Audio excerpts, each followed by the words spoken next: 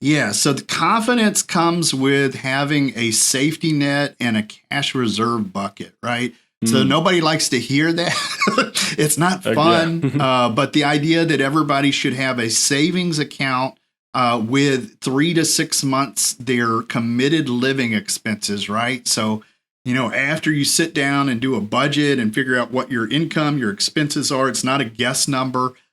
Then having 3 to 6 times that as a safety net. And that does two things.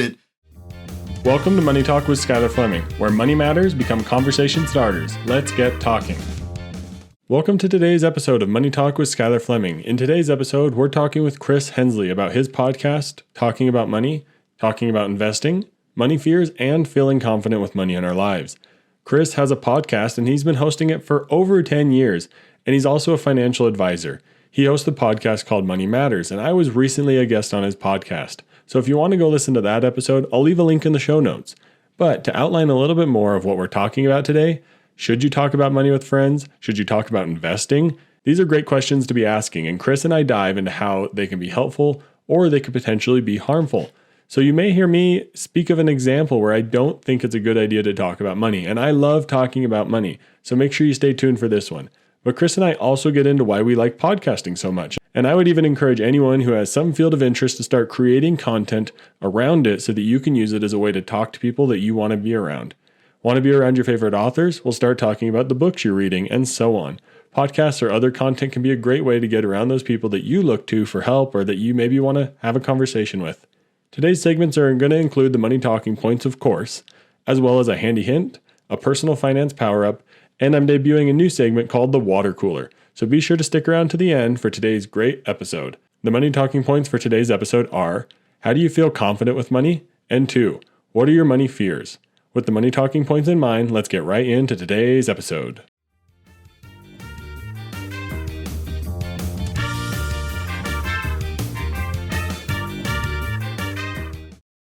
Hello, everybody, and welcome to today's interview on Money Talk with Skylar Fleming. Joining me today, I have Christopher, and I was recently a guest on his podcast, and now here we are getting to talk about money on my podcast. So, Chris, would you go ahead and introduce yourself for everyone? Yeah, absolutely. So I am Chris Hensley. I'm a financial advisor. I'm the owner of Houston First Financial Group with my financial advisor hat on, but I'm also a podcaster. And so I've been doing Money Matters podcast for the last 10 years. In fact, this year is our decade anniversary. So I kind of wear both of those hats. Awesome. 10 years is a long time. I've been doing this for about 2.5, and it feels like a while for me. So I can't imagine how 10 years feels for you. How does it feel to be talking about money for that long? Yeah, awesome. It's been a blast. It has changed over the last 10 years. Money Matters as a show started out as a live radio show here in KPFT here in Houston, which is a volunteer-run radio station. The podcast was kind of an afterthought because we had this thing called an MP3 that just got recorded along with the radio show, and somebody said, you need to put that on Libsyn and start going with the podcast, and that's when podcast was new media, and now it's not new media. There's a lot of people are doing the podcast now. So it's been fantastic. It's been an evolution. A lot of changes over the last 10 years, but I still enjoy it. Still passionate about it for sure. Yeah, there's a lot of people like me that have started one in the last couple of years. So it's a fun time though, getting to talk to people on all sorts of different podcasts. But cool. Let's jump right here into the first question of, you've been talking about money for so long, and how has your view on money changed from when you first started 10 years ago or so? Yeah, it has evolved right along with the show. The neat idea behind Money Matters was that we were going to do a show that was story based for Houstonians, that was conversational, that wasn't, it was the idea of opposite of what you see on CNBC, the talking heads and the investment shows that tend to, shoot over us, right? It was, down to earth conversations about financial literacy and money. But that has evolved and changed kind of as it's gone. I keep this picture here next to my desk if I have clients come in, but this is one of the first interviews I did, I want to say in the first, 15 episodes, this was with Niece Parker, who at the time was the mayor of Houston. And wow. That was a really neat experience for me because I was interviewing her about Financial Literacy Month in April, which we're in April right now, right? Yes. And we had a local initiative called Houston Money Week. So I was interviewing her about that. And I was also interviewing her about the LIBOR scandal. This was where Houston was actually involved with a class action lawsuit where we sued the LIBOR bond index, which was kind of crazy, but it was a neat story, and it was neat to be invited in and talk to her. What was a couple things came out of that. One, when I sat down with her, I don't know if you know much about Houston politics. A lot of people from outside of Houston wouldn't know this. Niece Parker was one of the first openly gay mayors in the country, and she was the second female mayor of Houston of all time. Kathy Whitmire was the first one. Before the show, when we were talking, I managed a bookstore when I was in college. Well, she owned a bookstore before she was mayor, and we started talking about science fiction. Which was crazy, right? This was a point of connection that was, outside of the interview. And, fast forward, she ended up putting me on the list to be invited to her home every Christmas. She had a press where she would invite all the local press. And so that kind of gave me some confidence right at the beginning. It gave me some notoriety here locally. It built some credibility. And that was within the first 15 episodes, but it really kind of gave me that shot in the arm that's like, we can get the local people, we can go for the higher profile guest as well. And trying to get a good mix of that was a good, first couple of episodes there to see that. Yeah, how does that connection and how did those connections help instill confidence if you're going for that big name guest and you've had some really meaningful connections already? How does that help you when you're talking about money with people? Yeah, so for my profession as a financial advisor over the past 10 years, if you go on and you look at the show, you can see, so I specialize in retirement planning, so you could see some of the major thought leaders in retirement planning, right? So it's definitely helped with credibility for when I'm wearing my business owner hat. But the other side of that is not the high profile guests. It's just having people on and having conversations. And some of those episodes have been the most interesting to me. You never know where they're going to go. Everybody's got a story. And each one of them is interesting in their own rights, and so that is something that I always keep open to. But then I think it was Tim Ferriss. I think it was Tim Ferriss. One of the things he suggested was never being afraid to just go to to somebody and asking them for help, right? And so just kind of getting out of my comfort zone. I found a sweet spot where, as a podcaster, I'm kind of prone to getting authors on this show. And so I will look for people who are, New York Times bestselling authors, and I'll look on Audible. It may be something I'm listening to currently. I say, I want to pick their brain. I want to get deeper in this book than just the audio book. And so there's kind of a sweet spot when they publish that book where if you approach them, they are encouraged to get out and promote the book. And so I found myself interviewing people that I would never have thought that I ever would have interviewed, and that's happened repeatedly over the last 10 years, and it's just such a neat thing that's rolled out organically and just kind of as the shows progress. Awesome. You reignited an idea in my mind of that's what's so nice about a podcast is you can take those people that you want to talk to and say, hey, I have a small audience. Can I pick your brain for a minute for the value of everyone that's listening, but also mainly for me? And that's what's something that's so awesome about podcasting is I've thought about that too. And now I'm going to have to pursue it a little further of reaching out to those authors that I enjoy their book. And I know that it's been a piece of maybe my financial journey or life in other ways. And talking to those people, one, that's kind of cool when you get to sit down and talk to those people that you maybe look to for inspiration and stuff like that. Like I had, maybe the How to Money podcast. I was able to have them on my show. And nice. When we started, I was like, guys, I'm a little starstruck because I've been listening to you for hundreds and hundreds of episodes, but it's so cool to take those people that maybe have an influence on your life a little bit. And I guess that's a recommendation to start a podcast, because then you can go talk to some really cool people. But Absolutely. Awesome. Absolutely. So far, our main takeaways are start a podcast so that everyone can jump on this awesome train. But you talked about money to a lot of people over a long period of time. How does that help you in your life? So maybe just those simple conversations you mentioned, everyone has a story. How does talking about money help you directly in your life? Yeah, I mean, the podcast is almost like a university, like an extension of a university to me. Because as a lifelong learner, always keeping open to what you will learn, I've learned so much from the guest over the last 10 years when it comes to finances. I mean, we've covered everything from, personal finance, financial literacy, investing. We've had a little bit of everything because money is such a broad topic that, each and every time I've learned to kind of absorb the lessons, right? And because and it's a neat way to come at it, because I have other financial advisors on the show all the time, and I've recently been doing this podcast tour where I'm being a guest. This is the first time I've done this. I'm on show number like 16 now. You're 17, nice. 17, and it's neat being on the other side of the microphone. But I've had some financial advisors who are like, "Well, I don't want to have you on the show because you're a financial advisor." Over the last 10 years, the way I've looked at it is like no one person is going to speak to something the same way, right? And so for listeners, it's not about me, and it's not even about the guests, it's about the listeners. For listeners, it's to their benefit to have other financial advisors on here, because they may hit a topic that I've maybe already gone over, and they're going to talk about it in a different way, and it's going to connect to them.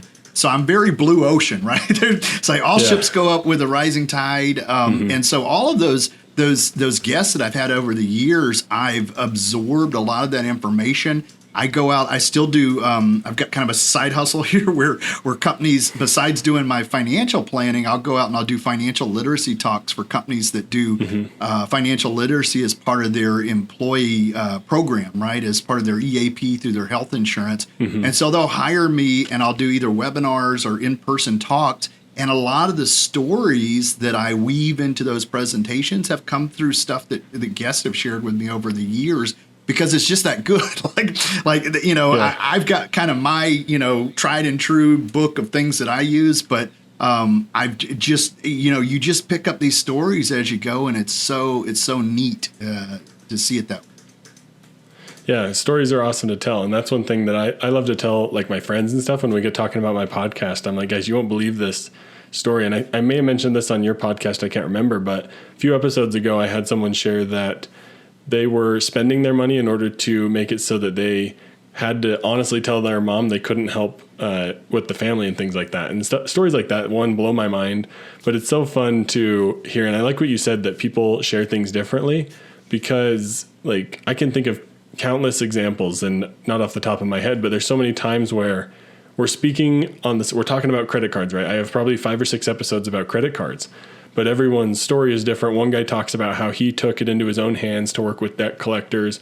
I share about avoiding debt altogether and using credit card rewards. Some people talk about maximizing credit card rewards. There's just so many different ways to do it that when you hear all those stories, it's fun. One for you and I, I'm sure, is the host to be able to hear all those stories, but hopefully the guests are able to take away that one thing, like you said, that impacts them. I think that's fantastic. I really liked that. Oh yeah, for sure. I mean, in credit card debt that's one that everybody, doesn't matter who they are, at some point they've seen it, it's reared its head. They've either been a really good steward and they weren't, I don't like debt at all, or more than likely they've had debt and they've had to deal with it, and they've either knocked it out or it's a continuing thing. So getting people comfortable to asking for the help, and something that they might hear on your show could point them down the right path. Yeah, I love it. It's so awesome, because as you're talking with friends, everyone has a different view. Like you said, everyone's at least thought about credit card debt. Maybe you've been fortunate enough to avoid it, but you've thought about how to avoid it. That's for sure. So that's why it's so fun to have different topic conversations with all sorts of different people. But I want to maybe move into a little bit about fears around money. And maybe this will be an opportunity to learn more about you, or we can either head in the direction of how you overcome fears. But I'd like to start in the direction of, as someone, you've talked about money a lot on your podcast, you've probably seen a lot of maybe stories to avoid, situations to avoid. What fears do you have with money since you've heard so many different stories? Yeah, over the life. So I'm 50. I'm turning 50 on April 20th today. So, Nice. and I've been doing financial planning for 20 years. I was in banking prior to that. I was part of a nonprofit here called Money Management International, which is Consumer Credit Counselor Southwest. That's what they used to do. So I've been involved with, budgeting and credit cards and a little bit of everything, right? So, I've personally kind of seen it all. I mean, and even experienced it as I was growing my business and putting in sweat equity. I had to Uber at the beginning. I don't necessarily always share that, but that was part of being, going from a salaried employee to an entrepreneur. And so, you do all of those things to get on track. The stuff that we share with clients now, that I've experienced a lot of that stuff firsthand. So it does help to be able to connect personally when you talk about that with somebody. But all of those fears, you want to be an optimist, right? And I'm kind of a core optimist. But when it comes to money, a lot of times you plan for or hope for the best, but plan for the worst, right? Mm-hmm. I deal with a lot of retirees, so I would say the biggest fear that I see in that market with that age group is going to be running out of money, right? And so that's a very real thing. If you don't do good planning, if you don't understand what's going on with Social Security, if you haven't saved enough, you may even still bring some of the credit card debt that we just talked about. You may even still have student loans out there, or you may have signed for a student loan for a child, and then the child didn't go to school, and you're stuck with student loans, and you're in 50s, 60s, right? So all kinds of things like that. Those fears can be real. I think that's why having a good financial plan, whether it's meeting with a professional or doing it on your own, right? And those are my favorite people are people that are educated when it comes to their finances. And that doesn't necessarily mean a degree, right? Sometimes educated in finances means school of hard knocks, but those can be some of the most difficult lessons to learn. So any of those that I've learned along the way, I try to share those with other people so they don't make those same mistakes, right? Yeah, I mean, that makes sense. And I want to let's talk a little bit in a minute about fears of young adults and such too. But I wanted to take us in that direction, and a couple things that come to my mind, and I'd be interested to hear what you think. Is student loans is one that sounds like it's both sides of the aisle. It's the older people who have one that's outstanding or signed a Parent Plus loan or something like that. But then young adults have that worry of, will I ever be able to pay it off? Do I need to pay it off? Is it going to be forgiven? Like, that's a whole lot of stress around that. And then things are so expensive that how do you actually pay for stuff? Will I ever get a home? Things like that. What are some things that you think the younger side of the coin have to be fearful or a little worried about with money? Yeah, both of the things you just mentioned, home ownership, right? I will start with that one. I'm a big advocate of buying a home as soon as you possibly can. It's there's very few things that I can say are great investments, and it's a broad recommendation that I can make that is good for generally everybody, right? Owning a home is good because you end up building equity, right? And you can write off the interest because when you get a 30-year mortgage, the interest right at the beginning is going to be stacked. You're going to have a lot of interest, and then eventually it gets down to a little bit of principal left, right, as you get closer to paying it. Most of that you can write off of your taxes, so it's a good tax shelter as you start getting higher income. If you're not paying your own mortgage, you're renting. If you're renting, you're paying somebody else's mortgage, whether it's the landlord or a commercial real estate company or something like that. So it's, I'm a big advocate for home ownership. But from a young person, you would be, the idea of how expensive things are, right? They've always been expensive though. So the idea of inflation, when I bought my first condo, when me and my wife got married, we had like a 7% interest rate. Back then that was good. And now, prior, 2 years ago, we've seen rates as low, historically low, right? where people were getting like 2.5 and 3% interest rates. And now they're kind of in a different area again. But I would say that's kind of part of it. And as that property grows, you get appreciation in it. So I would say, that it's a great goal to have as a younger person. You do have conflicting things that are pulling at your goals, though. The other one that you mentioned was college loans, right? Or student loans. That's a tricky one.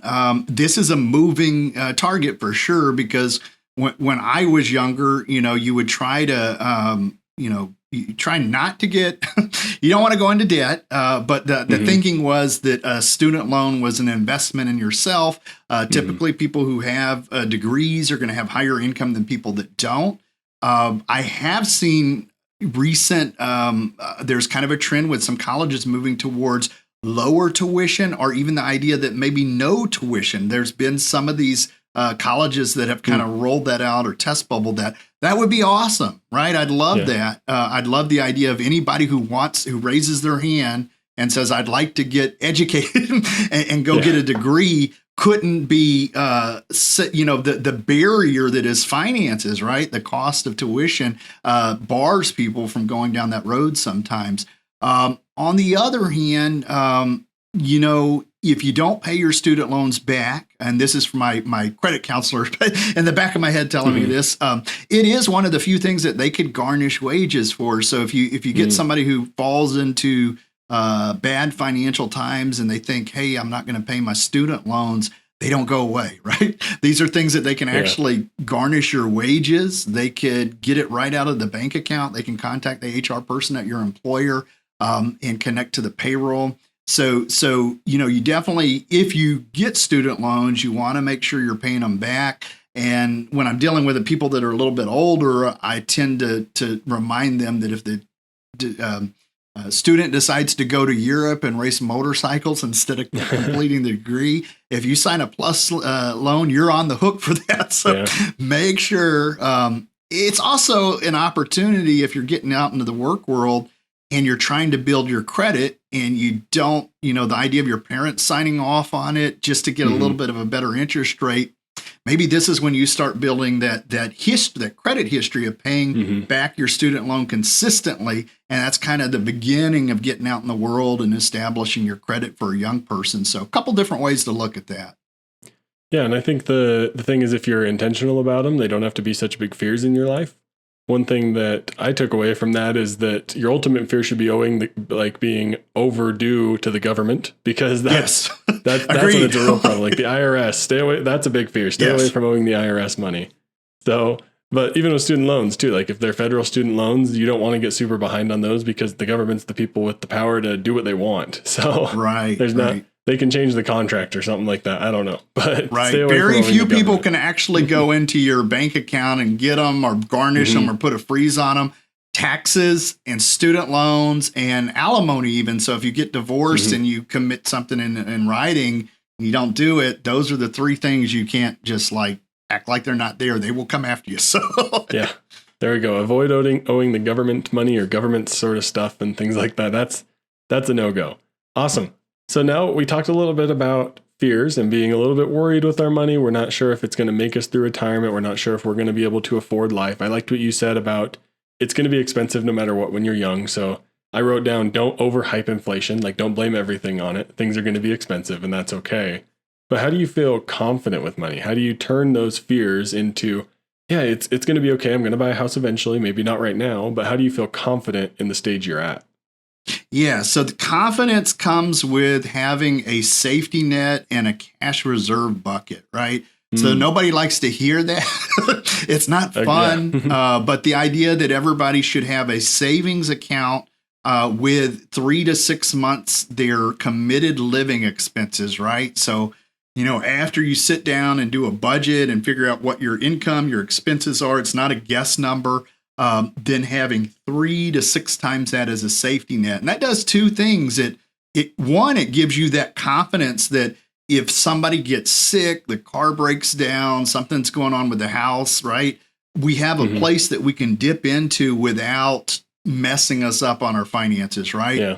it's also the other side of that, people see people who are wealthy, who put money into the stock market, and, they don't just do that willy nilly, right? I mean, they do. Some people are crazy and they just risk all, this would be the person that will walk into a casino and just put everything on red, right? But short of that person, a lot of times people who invest, they do so with the confidence that they've already got that savings part checked off, right? So once you have the fundamentals down of savings, then you can jump out and you might be able to wait out a correction in the market or a downturn in the market because you've got this other, what I call the safety net or a cushion, or that's the confidence that you have with, going out in investing or going out and even spending without having that guilt that you're robbing Peter to pay Paul, right? Being able to go to the movies or to a concert or something like that and spending without having that sense of guilt because you have that bucket of money sitting there.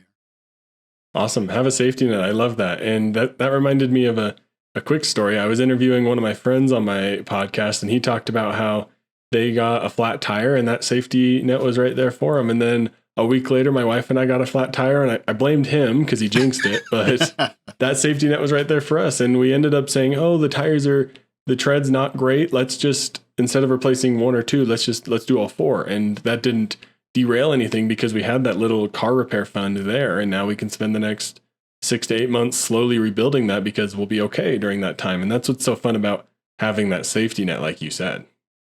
I love it. Awesome. Let's jump to talking about investing. You said it's a crazy person to go and just throw it all in there and do whatever and not have a plan.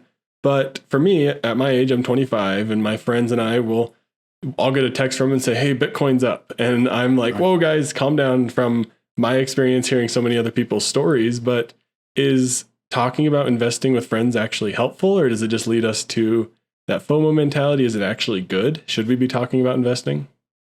So that I'll take it two different ways here. One is, should people generally be talking about investments with their friends, family members? Yes, I support that. Do that.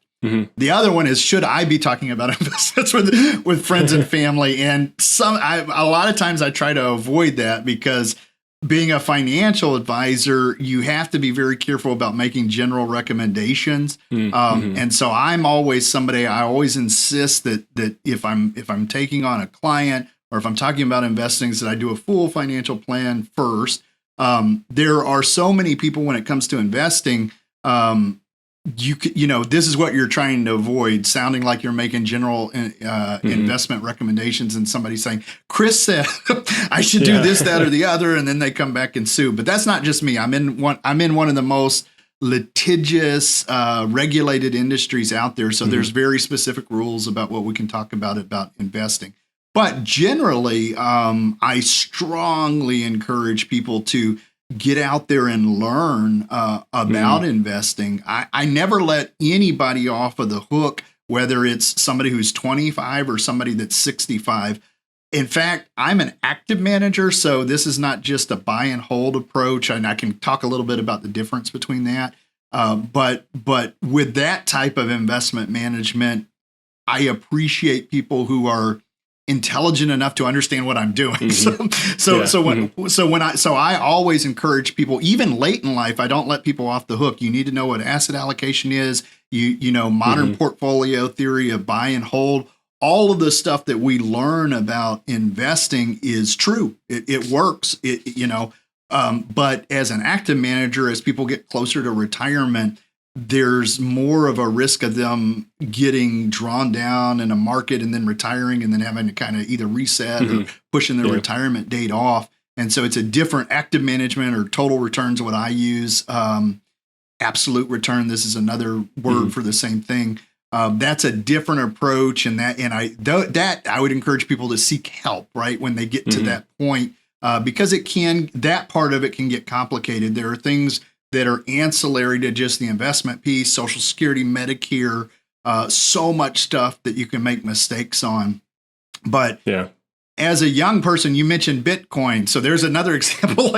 As a financial advisor, I think it's getting better now, but basically what the industry said, we can't really give any advice on Bitcoin. That's where they were a couple of years ago. Now they've actually gotten some of the Bitcoin.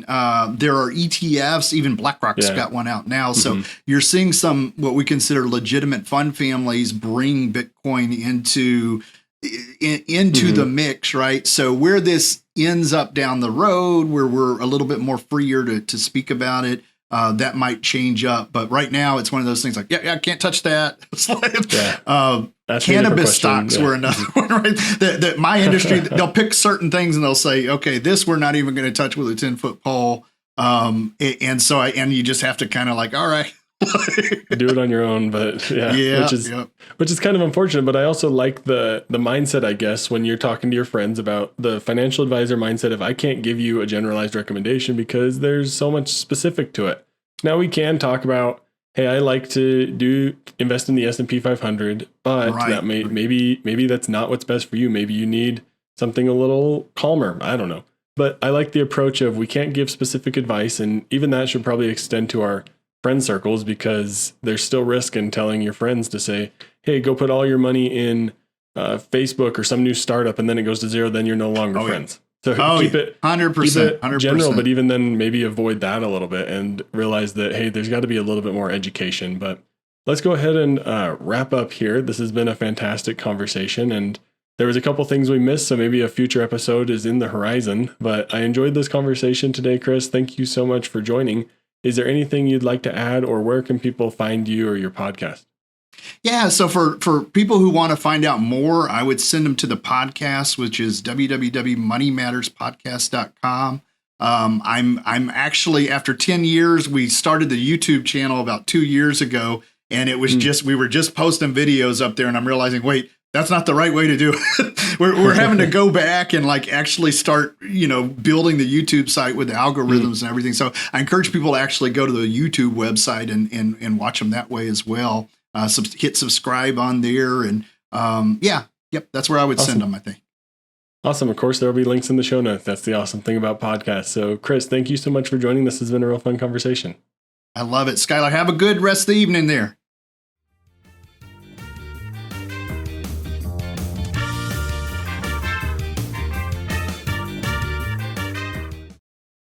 There was a lot of great things that can leave a good amount of impact on you from today's episode, but a big thanks again to Chris for having me on his show and for coming on mine. One thing that I think would be very important to take away from the interview is to be involved with your money. Make sure you're talking about it. Make sure you're aware of what's happening with it. Make sure you're listening to multiple different people for different perspectives. Don't get stuck in one tunnel or one silo and only listening to one perspective. Podcasts are a great resource to both listen to and to have, so that you get to talk to great people and have fun conversations. But education overall helps us overcome our fears. This is something that I think can be very impactful. If you're worried about your finances because you don't quite know how to get out of debt, well, that can be a great place of education. If you're worried about your finances because you don't know how you're going to handle student loans, there's another place to get educated. Education helps us overcome our fears.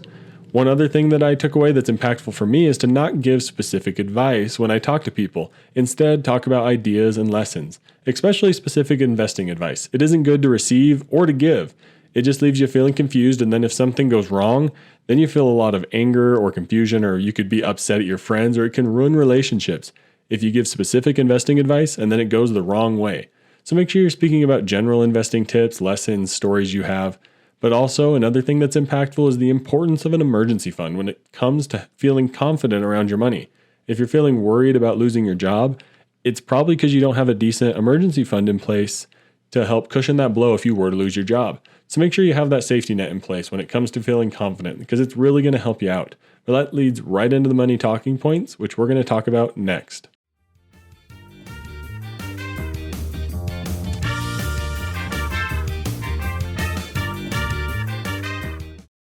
So the first money talking point, how do you feel confident with money? Well, like I said, an emergency fund is a huge part. But how do I feel confident with money? Well, it's regular money talks with my wife. That's how I feel confident in what we're doing with our money. Our spreadsheet helps me feel confident because then I can look to it and know that we're on track when we're staying within the budget that we've set. And again, regular money talks help us feel and know that we're on the same page. That's a huge deal. A lot of couples don't feel like they're on the same page financially. So if you're able to get to that point, that's when you can really take things to the next level and start having fun with your money and feel ultimately very confident with your money.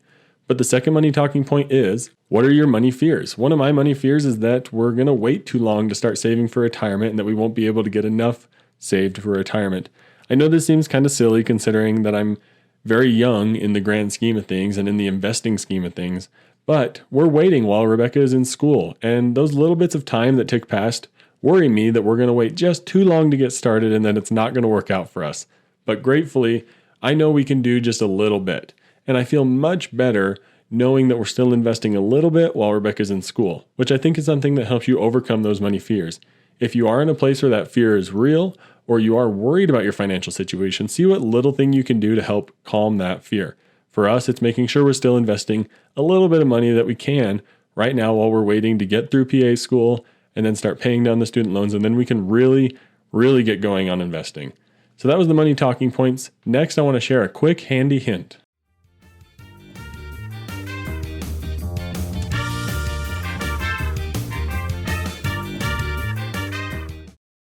Today's handy hint is all going to be around specific advice. And the handy hint is really that specific advice isn't good to give or to receive. It doesn't feel good when you're getting bombarded by texts from people saying, invest in this, do this with your money, you need to do this specific thing. And why is that? It's because we don't understand everyone's specific and unique situation. If you've been listening to this podcast for any amount of time, you've heard multiple times that everyone's story is different. You've probably never heard the same story from two guests. And that means the specific advice we're giving out isn't really going to be helpful because everyone's situation is different and people don't really want specific advice. They want to have general conversations about stories or what you've learned is helpful. General advice and pointing people in the right direction can be most useful. And that's today's handy hint. Next, let's power up your personal finances.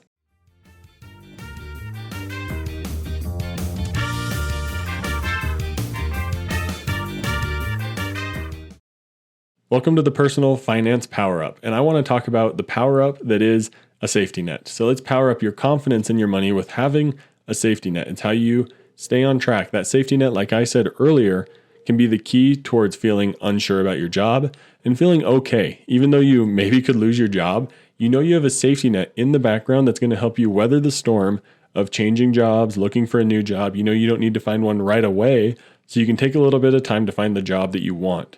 A thing that I took as a note from my conversation with Chris is don't get ahead of the fundamentals. They're there for a reason and you have to do them. And if you don't do them, you're going to end up racing ahead of them. Something is going to happen and you're going to get kicked right back down to the fundamentals. So if you make sure they're in place, you got a whole lot less distance to fall and it's going to be a whole lot easier for you to get back up on your feet. So power up your confidence with a safety net. Let's debut the new segment called the water cooler next.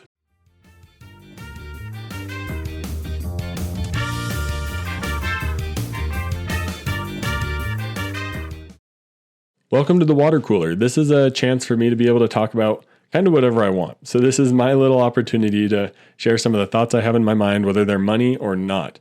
Today, I'm going to be talking about podcasts, and I want to share a little bit of the excitement that comes from creating your own podcast or having something where you create what you want and you get to talk to people that you want to be around.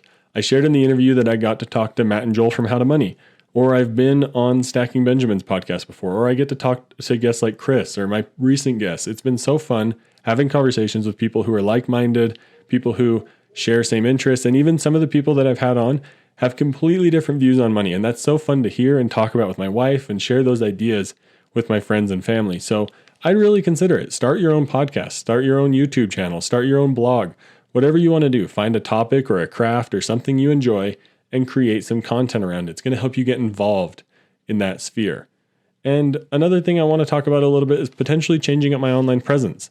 If you follow this podcast on social media, you'll know I post regular reels or shorts, and I'm considering going away from that. I'm considering a little bit less social media and maybe more content directly on my website. But let me know what you think. Is that something you'd be a part of? My thought is that I don't really like using social media a whole lot in my personal life. So why am I creating content that's driving people towards something that I don't use myself? So I'm thinking of being more intentional with an email list or potentially a newsletter. Let me know what you think. How would you like to stay connected with the podcast? I'd really appreciate any feedback that anyone has on this topic. But let's wrap up today's episode next.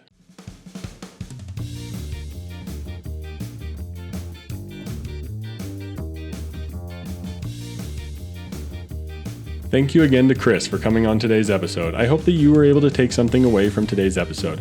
I know that I did. There are also some great episodes coming up, so make sure you're subscribed and share with a friend so you can have more and more money talks. But again, I appreciate everything that was said in today's interview. There were some great tips shared about how to be confident with your money, how to not be fearful, and the awesomeness of starting a podcast and getting to talk to people that you really want to. So make sure you're listening to other people's stories, having great conversations and great money talks so that you can feel confident with your money in your life. But thank you so much for listening. And if you have anyone you know or you want to come on the podcast to share a financial story, let me know. Thank you so much for listening to Money Talk with Skylar Fleming. I'm your host, Skylar Fleming. Have a great week. Thank you for listening to Money Talk with Skylar Fleming. This show is provided for informational and entertainment purposes and may not be specific to your unique situation. Please be sure to do additional research before making any financial decisions.